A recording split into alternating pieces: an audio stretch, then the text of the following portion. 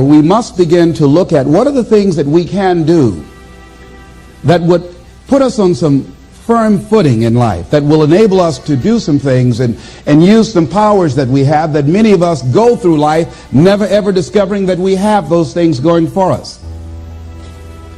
And part of that, I believe, is knowing what it is your life worth. What is it that gives your life a sense of meaning and purpose? Because once you find that, it puts you in your power place. See, if you know what your life work is, I encourage you to start working on it. If you can't do it all at one time, do just a little bit of it. And if you don't know what it is that you showed up to do, if you don't know why you're here, I encourage you to find out what your purpose is here. What is the meaning of your life?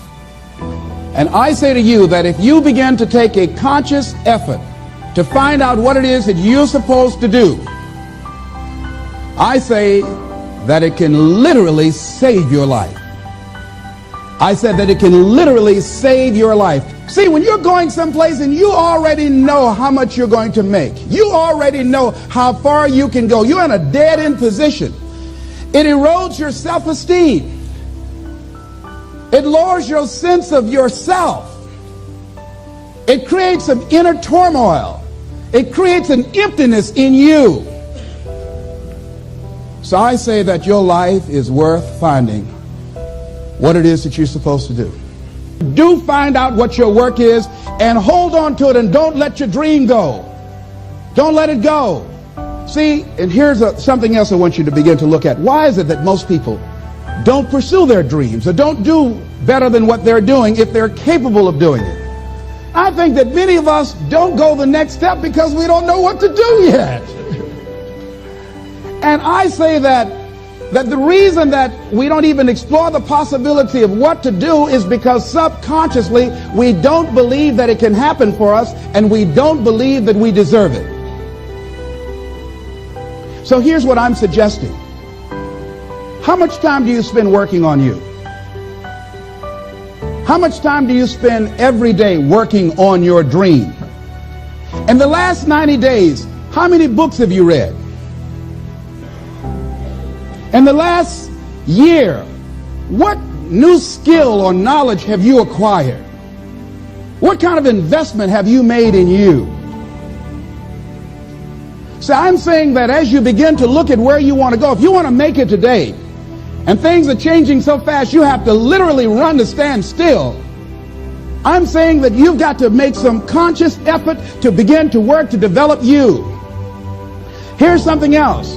Most people are not living their dreams because of fear, ladies and gentlemen. Fear, limited vision, and lack of self-esteem is what keep most people doing things they don't want to do. The same reason that people stay in relationships where they're abused or they're unhappy or it's unfulfilling. They can't see themselves beyond that relationship. They can't see themselves enjoying life without that person. They think that this is all that they can do. The same reason that people get stuck at a certain level in life. They can't see things being better for them. And they think that this is it and this is all they deserve. This is all they've ever seen. It's been passed on to them. And they think that this is it for them. Fear is the most subtle and destructive of all human diseases. Ladies and gentlemen, fear kills dreams. Fear kills hope. Fear puts people in the hospital. Fear can age you. Fear, ladies and gentlemen, can hold you back from doing something that you know within yourself that you're capable of doing, but it will paralyze you. And it seemed like you're in a hypnotic spell. And I ask you a question, what is the benefit? What's the benefit of allowing fear to hold you back? What's the benefit of giving up on yourself, of not stepping out on life and taking life on? What is the benefit for you? What's the plus in that? It's one of the things I had to ask myself. So I didn't want to make any mistakes. I wanted everybody to like me. I wanted to be perfect the first time I did something. It's not going to happen. You're going to make some mistakes. You're going to hurt some folks' feelings. You're going to create some enemies whenever you decide that you want to begin to take life on. You've got to ask yourself, How long am I going to allow this to hold me back? He said, fear is false evidence appearing real. That is an illusion that we create in our mind. It is a state of mind that can be changed. So let's look at how we can begin to take some steps to restructure that fear, to begin to expand our visions of ourselves, to begin to increase our self-esteem. Webster said that self-esteem means confidence and satisfaction in oneself. Look at your life right now. Whatever you've done up to this point in time, your life is working. Whatever you have produced, it came out of you as a result of the kind of person that you have become. It's a result of your choices. It's a result of your consciousness. Now you have to ask yourself, are you satisfied with what you have produced? Is this what you want? Would you like for things to be better than this? Do you believe that you deserve better than this? Or are you content? This is it. You don't have to do anything else. That you'll already resign yourself in life and say, well, I'm happy. I'm not starving like the people in Calcutta. Are you allowing yourself to get off the hook like that? Or do you believe somewhere in the back of your mind or in your heart that there's some other great work for you to do? There's something else that life has for you. And that's why you're here. How do we handle this fear factor? How do we increase our self-esteem? You have to begin to fortify yourself.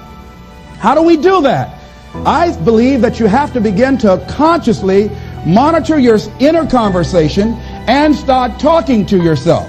Start building yourself up. Sometimes the only good things you will hear about you are the things that you say to you. So I'm saying learn to be your own booster. Start building yourself up. Start encouraging yourself. Start saying, I can do this. I can make this happen. It's a natural inclination for us to put ourselves down. See, we are born negative, I think, in a negative consciousness because we live in a negative world. So I'm saying that we have to work through the challenges of life in learning how to begin to work to fortify ourselves. Begin to guard your mind against negative programming, like turn off the television. So you've got to guard the kinds of things that you put in your mind. See, if you don't program your mind will be programmed because human beings are goal-oriented. That's why we die of broken hearts early. That's why we're running through life to early grave. Most of us go through life running scared. So we created this in our minds, false evidence appearing real. We made it real in our minds. There's nothing to fear but fear itself. That's the destructive monster. So turn off things that can contribute to your fear. Turn a deaf ear to people that all they can do is talk about how negative things are because they have bought into the consciousness of the world. Listen to things that can empower you, that can enable you to create a new reality for yourself, and a new life for yourself. What idea are you sitting on? Write your ideas down. And then, once you get that idea, take the leap. See, a lot of people get the ideas and just walk around with them. Take the leap. See, it's out here in the universe. If you don't take the plunge, I guarantee you, somebody else will. Take the plunge.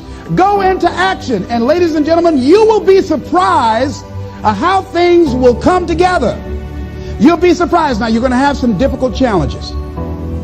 I can tell you that now. Be aware of that.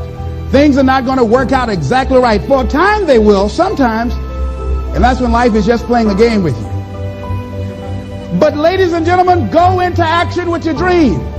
And don't avoid where the fights are. Get in the midst of the fight. And get some hickeys on your head. Get knocked down so you can learn how to fight, so you can hold your position. See, most people don't get out in the arena of life because they don't want to fight. Most people don't get out there because they don't want to get knocked down. They don't want to be dropped to their knees. But see, you're going to be dropped whether you're on the field or whether or not you're sitting on the sidelines. You're going to be dropped. So at least get dropped for something. Don't get knocked down while you're sitting down. See, that's how most people are spectators in life. You don't want to be a spectator. You want to get out in the field where the action is. And you will be amazed. After the struggle, there will be a calm period and things will begin to click for you. Come out here with what you got. You don't have enough money? Don't worry about it. You got the dream. You got the idea. You don't have enough resources? Don't worry about it. You need some help? Don't worry about it. You get out here in the arena, someone will look at you and become inspired and say, hey, can I help you? But if you're sitting up on the bleachers, nobody's going to ask you anything.